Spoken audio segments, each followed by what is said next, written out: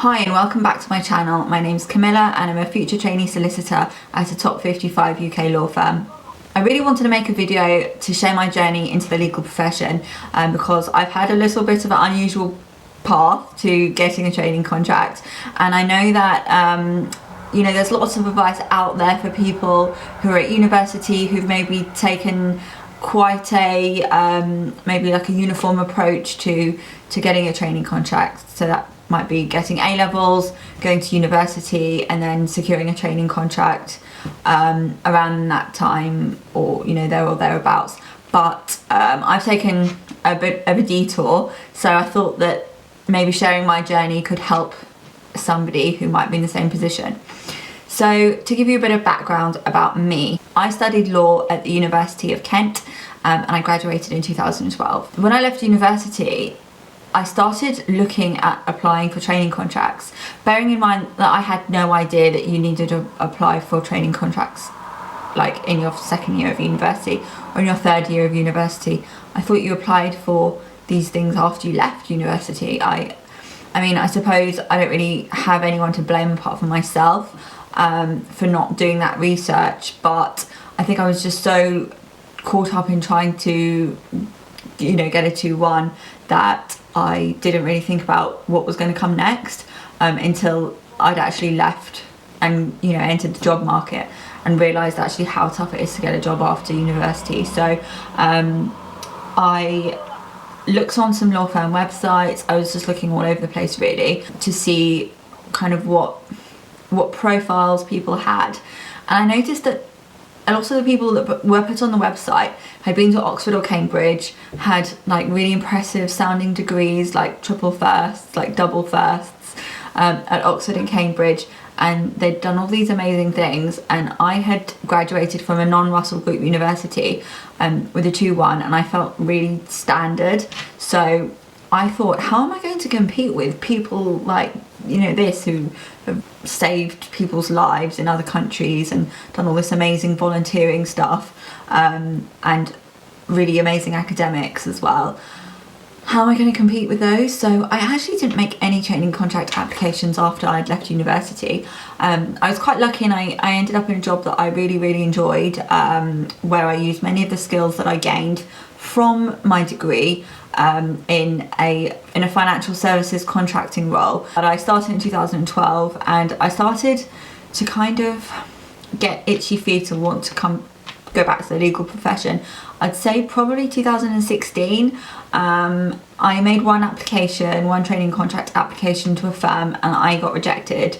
I remember having to do a Watson Glaser. I mean, I don't know whether it was my application or the Watson Glaser, because I really didn't practice that at all. I think I took like one practice test and then the real thing, which was obviously a really stupid thing to do, but I just didn't really know. I didn't realise what a big deal this test was.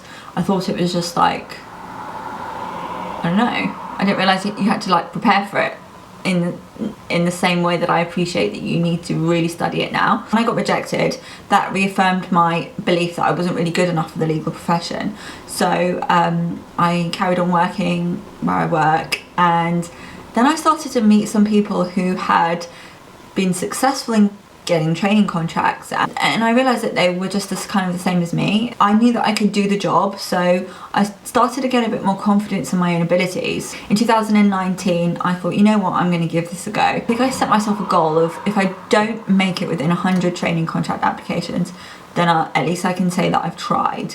So I, at the beginning in 2019, I thought, let's give this a go, and I put my absolute all into securing a training contract, and I'm delighted to say that I think it was less than 18 months later I was successful in getting a training contract at an amazing firm. So I'm really happy about that. But I wanted to share my journey for other people who might be in a similar situation, in the sense that they maybe aren't sure whether they can do it, or just need some guidance, or just need to hear from someone else that might be similar to them. I have a 2-1 degree from a non-Russell Group university, I'm the first person in my family to go to university. I don't have any contacts in the legal sector or anything like that. So, I was kind of having to learn everything by myself. Back in 2012, there just wasn't that push on diversity.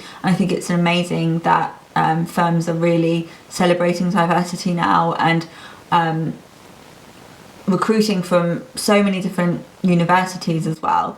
So at the beginning of 2019, when I decided that I was going to give it my all and start applying for training contracts, I realised that I needed to build my CV up a little bit, because although I'd been working and progressing through the ranks where I work, I didn't really have much else on my CV. I did 4 things really that put me in a good position when making applications. And number 1 was to get some work experience in a law firm.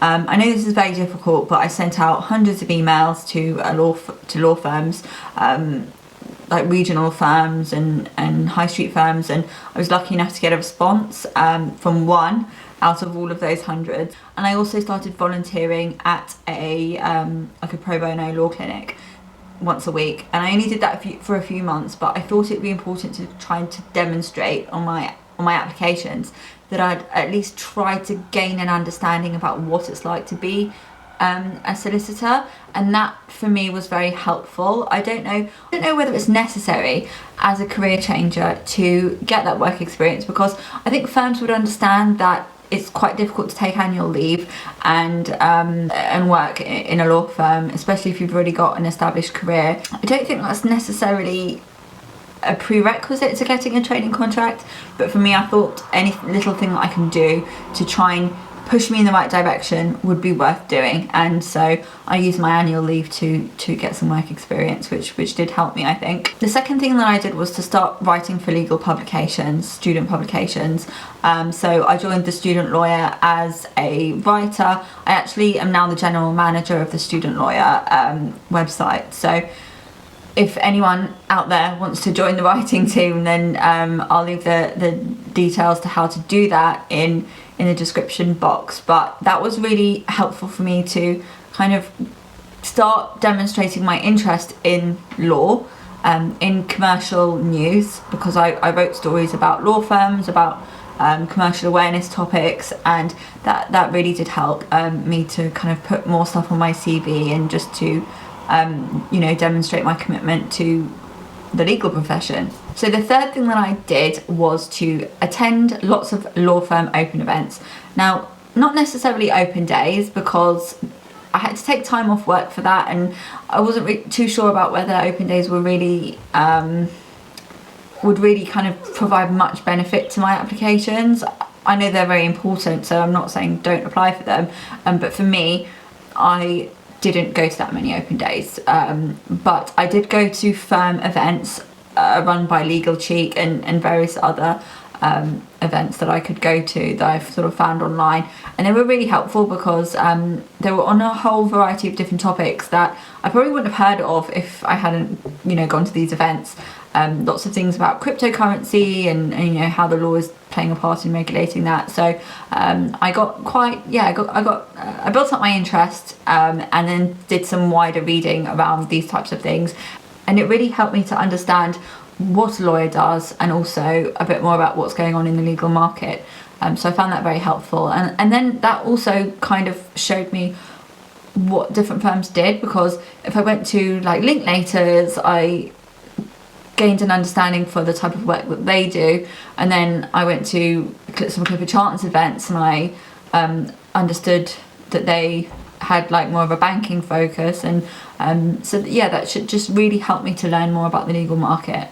The fourth thing that I did was to try to build my professional network. So I went to a Legal Cheek event, which was a career changers event, and that was really helpful because I met some people who were in a very similar position to me, and we started a WhatsApp group.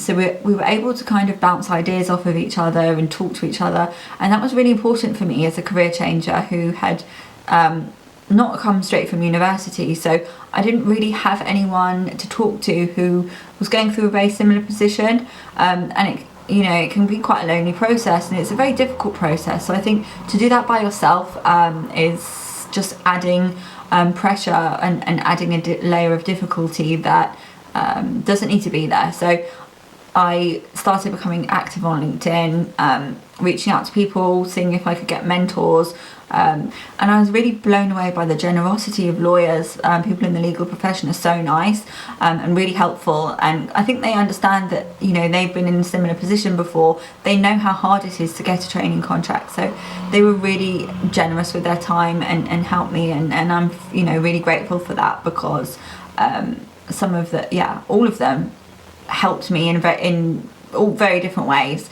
So it was really helpful to have mentors. So I definitely advise reaching out to people, because you would be surprised at how many people would be willing to help you. So I've covered my background and what I did to kind of demonstrate my interest in the legal profession and how I gained an understanding of the legal profession.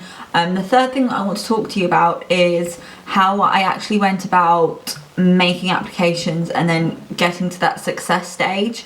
So as a career changer, your applications are going to look quite different to those applications written by people who've just come straight from university and have had, you know, a very linear path. If you're a teacher, you might have an amazing set of communication skills that you really want to kind of showcase in all the examples that you kind of provide, whether that be at interview stage or during the application writing stage. If you used to be an electrician, then you might have an amazing set of problem solving skills that you can really highlight from your past work experience. And I suppose the most important thing to remember when you're kind of talking about these skills that you can bring from your previous career is explaining how they would help you as a lawyer. It's always really important to make that connection, because that's essentially what graduate recruitment are looking for. So I think it's really important to understand what a lawyer does on a day-to-day basis, so you can then kind of match your skills that you've developed in your previous career with what a lawyer does, and then really demonstrate how you will excel as a solicitor because of your past career. And that really makes for a really interesting application, I think. And it's actually quite fun, like kind of drawing parallels between what you've done in the past and what you're going to be doing in the future. So it can be, I wouldn't say a game, but you can kind of have a little bit of fun with it. Definitely be creative, because graduate recruitment will be looking at kind of very similar applications all day. And so if you can show them something a little bit different, then their eyes will probably light up and they'll probably be really excited to read what else you're going to say. So definitely bear that in mind. Don't try and blend in, don't try and be a wallflower. Really try and stand out and be unique and be very interesting if you can. So I think those are the main areas that I wanted to touch on today in this video. But if you do have any questions about what I've said, or you have any other general questions about my journey, then please do let me know in the comments, and I will either make another video or try and address them in the comment section. But yeah, I hope you found the video useful.